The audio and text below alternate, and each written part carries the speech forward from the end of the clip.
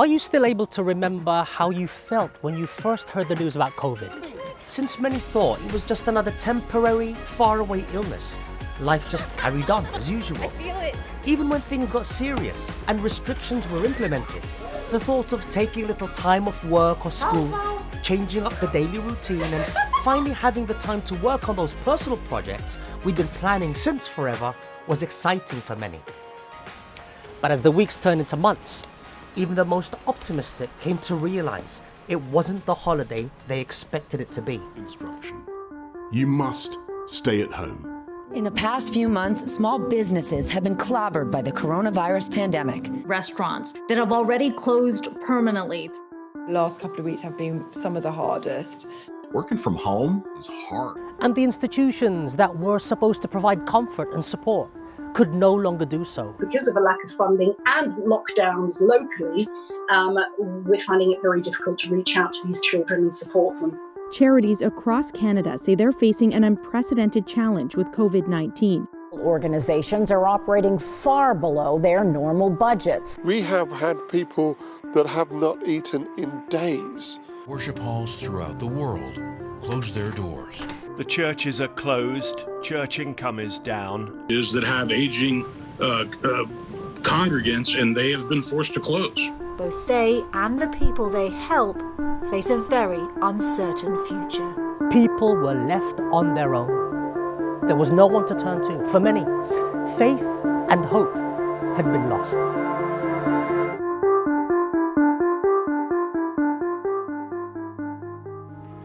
But for us, members of the Church of Christ, it was a completely different story.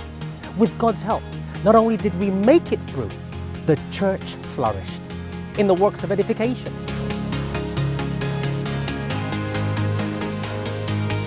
propagation or sharing our faith, extending help to our fellow men, and the unbelievable growth and achievements of the church worldwide.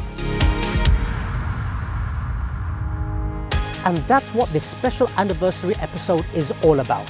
The miracles of our Almighty God upon His nation, brought about by the church's unstoppable dedication in serving Him. And how inspired leadership prepared and guided the church through the most difficult year in living memory.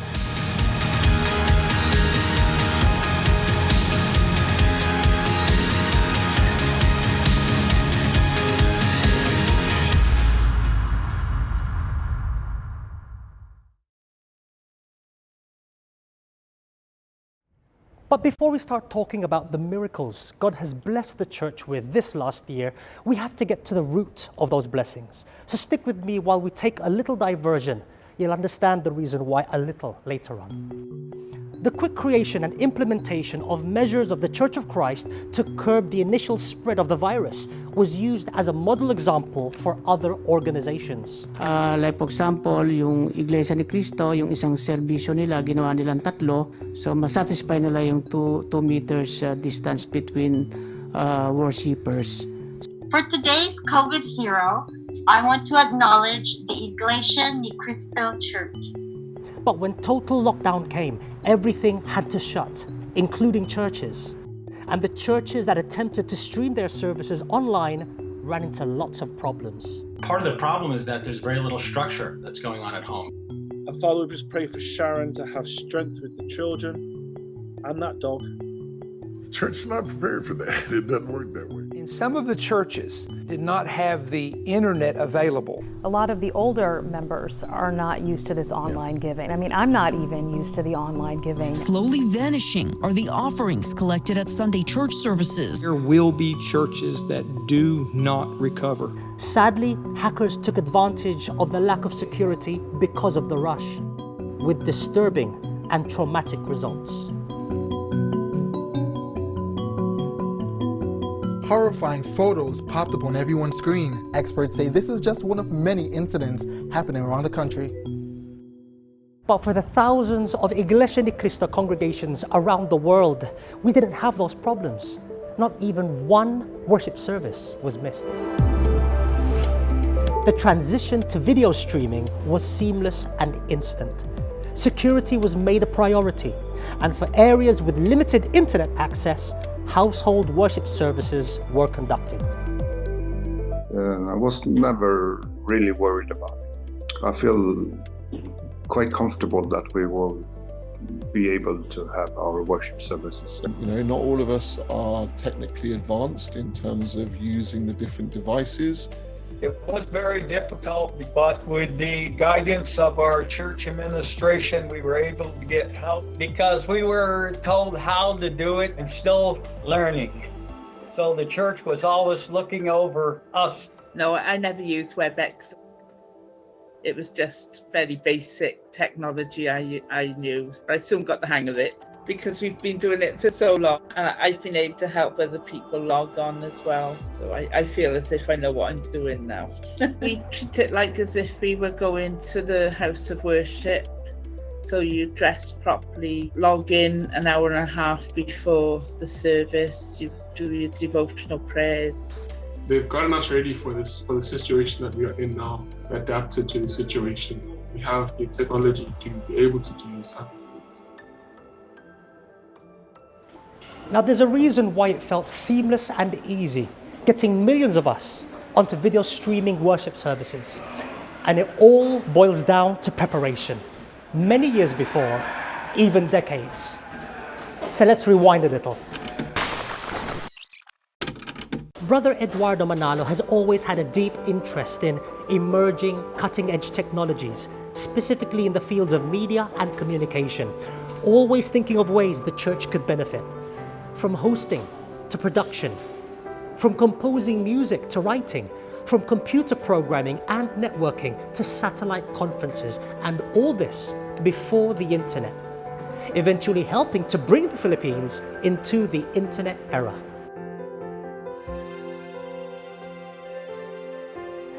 And it was this expertise that gave Brother Eduardo Manalo the ability to eventually train ministers and ministerial workers for the communication and media challenges of the future. In the then College of Evangelical Ministry, in addition to regular subjects, Brother Eduardo Manalo created these special programs to train future ministers in these fields. An integral part of this training was to perform as technical support during his pastoral visitations. During these services, ministerial values were reinforced through his preaching. But this is also where the technical skills in capturing, archiving, and broadcasting those services were mastered.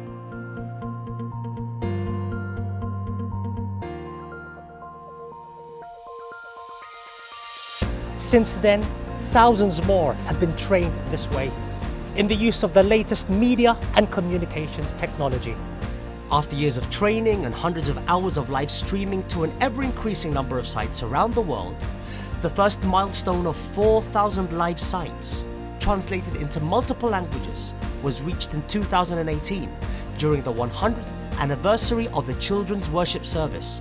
It was truly an incredible technological and logistical feat for the time. I was there in 2018 and witnessed ministers in this program leading the setup and coverage of this milestone event whilst training the students in the ministry. Before a special worship service to be officiated by our executive minister, they're being briefed on their given responsibilities so that everything will be done in an orderly manner.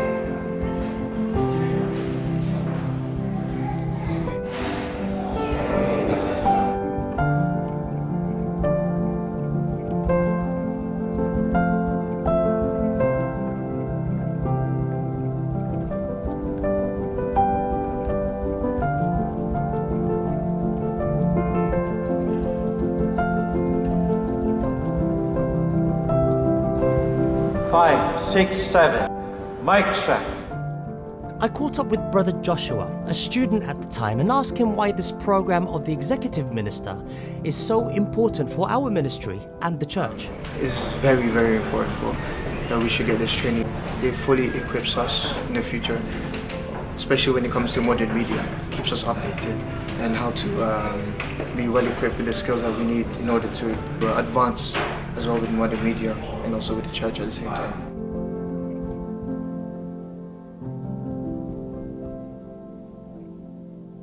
So this brings us back to our first point. What does all of this have to do with the successes the church has enjoyed in the last year of COVID? Absolutely everything. Look, because of the thousands of hours of video streaming worship services and other live streaming events way before the pandemic, when COVID eventually showed up, the vast infrastructure was already in place and technical teams already set up. The ministers knew what to do. The whole church was prepared. The transition to preaching online was immediate. Ministers, with the help of the technical teams, were quick to teach the brethren to adopt the hardware and software for live streaming worship services and guide them in observing the protocols for security and orderliness. Because of the foresight of our executive minister many years ago, the church was prepared. Our services to God continued on unhindered, and this opened up the floodgates for God's miracles.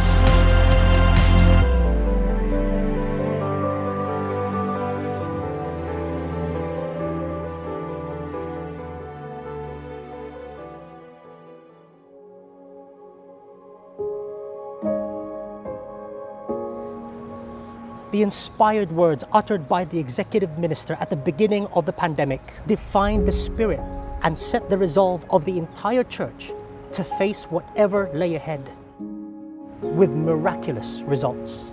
To ensure the brethren remain spiritually strong and steadfast, the executive minister instructed all ministers and ministerial workers worldwide to visit and counsel all the brethren under their care.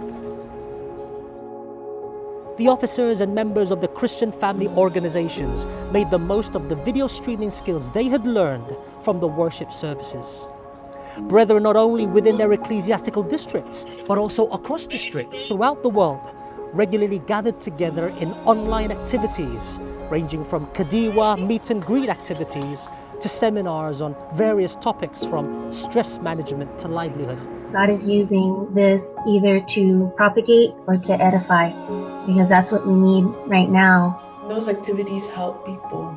They really do. That's the time when I forget the stress of work, and now I can calm a bit down, laugh, talk with each other, see each other. It brings so much joy just to hear it in their voices how excited they are. It reminds us that you're not alone. You still have a family. The media assets of the church under SEBC, from radio to social media, also went into full swing, producing content, programming of all sorts, and movies. Projects were launched by our executive minister to get brethren involved in the creation of content and music, with congregations even across different continents collaborating on groundbreaking projects.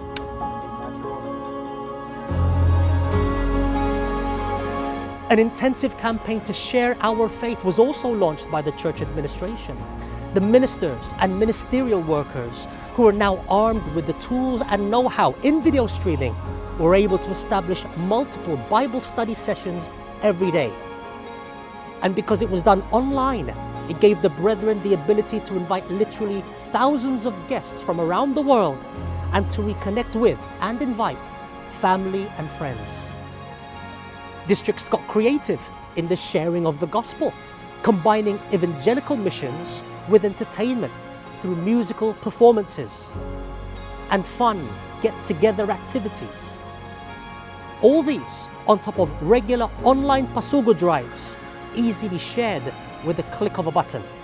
Hearing about the Church of Christ and the history of it, it was interesting. I definitely want to attend more, get to know more about it. I learned a lot tonight. And I'm hoping to learn more. And it's helped me strengthen myself, spiritually. And I know that I'm in the right place. I just know it. All these resulted in massive numbers of people joining the church. As soon as local laws allowed, congregations throughout the world conducted hundreds of baptisms. From the Far East to the Far West, from the entire continent of Africa to the Pacific Islands, and from Europe to the underside of the world.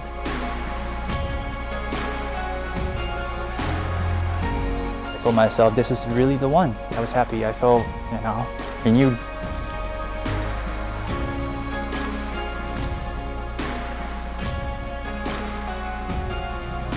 Thousands from every corner of the globe, from every walk of life. Although separated by many miles, we were all brought together in one fold. I was actually able to be brought into the true church, especially during these chaotic times. Early in the pandemic, you'll remember the crisis of shortage of PPE and quarantine facilities. Well, in response, the church mobilized its garment factories, previously established in poor communities, to provide employment for thousands to help alleviate the shortage. To date, a total of 3.5 million face masks were made and distributed to the thousands of Church of Christ congregations around the world, which were then donated to local hospitals, care homes, and individuals. Thank you to the Church of Christ for donating to us 1,000 face masks. Very big thank you for this great gift of these masks for our home. Salamat po sa inyong lahat. Maraming salamat po. Thank you for all your continued hard work in our community. City governments in many countries also received monetary donations to assist with their efforts to control the virus.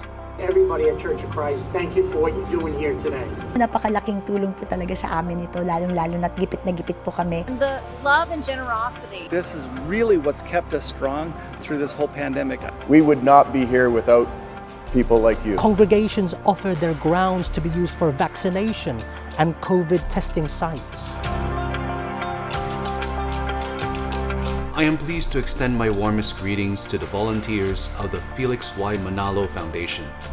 Throughout the COVID-19 outbreak, you have been committed to promoting the values of community and civic engagement through good deeds, acts of kindness, and various initiatives to help those in need.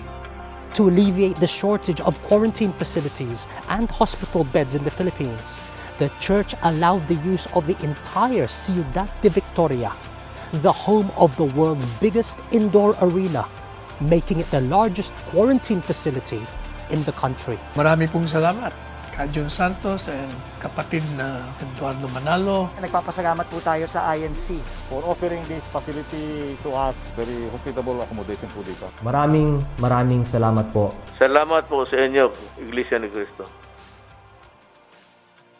It wasn't only COVID that caused so much economic and mental suffering. Natural disasters and conflicts continued in different parts of the world. But God always finds ways to provide for and pour His blessings upon His people. And it's these blessings that allow members of the Church of Christ to fulfill an important duty to help our fellow men. The church's vast network of SCAN members not only played vital roles as first responders in emergencies, but also in logistics and manpower in the unprecedented humanitarian works of the church through the FYM Foundation. Local congregations around the world were mobilized to help families and charities in any way they could. Brethren responded to the shortage of blood supply through blood donation drives. To help children continue in their education during lockdown, donations of basic school supplies, books, and even electronics were made to communities in need. Online study seminars were also conducted by the Christian family organizations with the help of Christian Brotherhood International. And to revive employment in struggling communities, the Church of Christ purchased 4 eco-farms in North America and another 2 plots of land for a farm and garment factory on the African continent.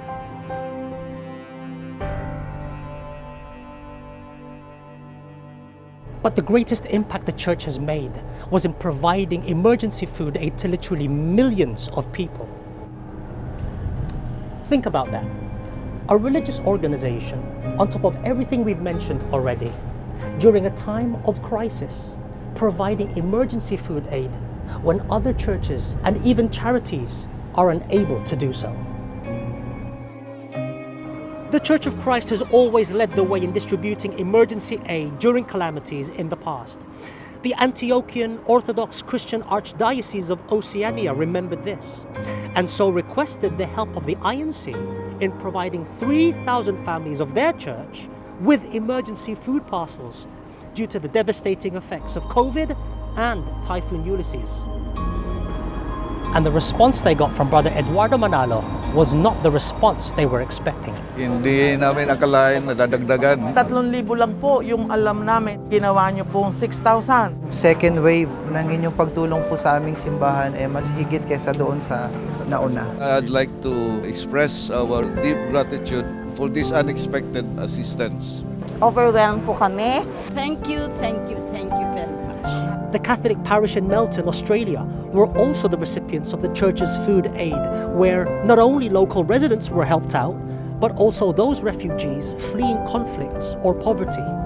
Church of Christ have been coming like a hero in the night. To help the church and to help the charity and to help the needy, it's a beautiful way to do it.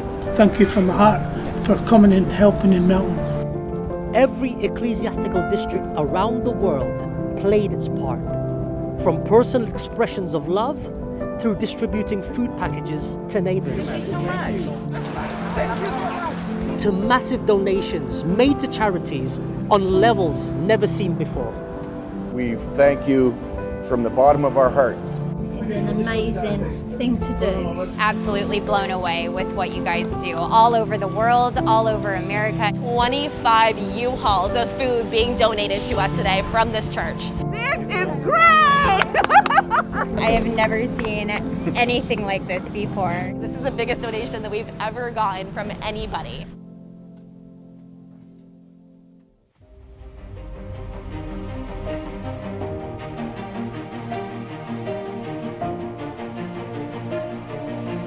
In spite of the challenges that COVID brought, multiple Iglesia Ni Cristo congregations were established all throughout the world, including 3 ecclesiastical districts to accommodate the growing number of brethren.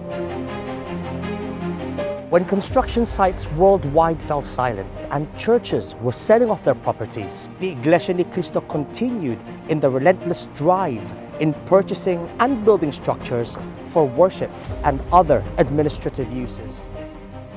From the day the World Health Organization declared COVID-19 a pandemic on March 11, 2020, until July 27, 2021, a total of 152 concrete houses of worship have either been renovated or constructed and dedicated to God by the Iglesia Ni Cristo.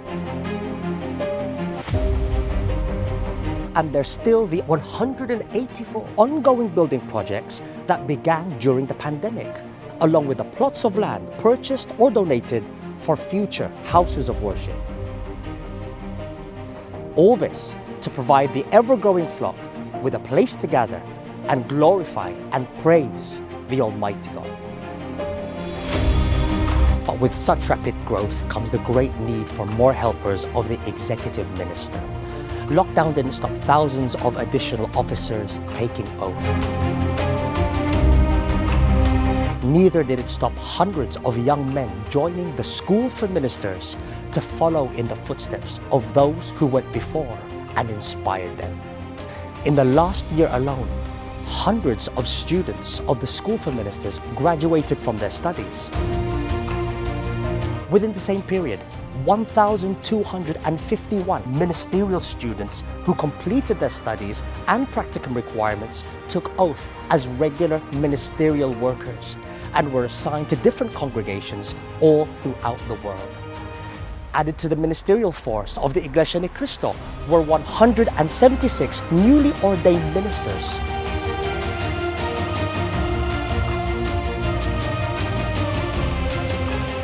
An echo of the ordination led by God's last messenger during the Spanish flu pandemic of 1918. Just as God kept his promise to the last messenger during a time when the world stood still, a century later, he has done the same to the church under the administration of Brother Eduardo V. Manalo. Yes, we struggled, but we were led to victory. And we are blessed to be the living witnesses to these modern day miracles. all the more reason to offer thanksgiving to our Almighty God.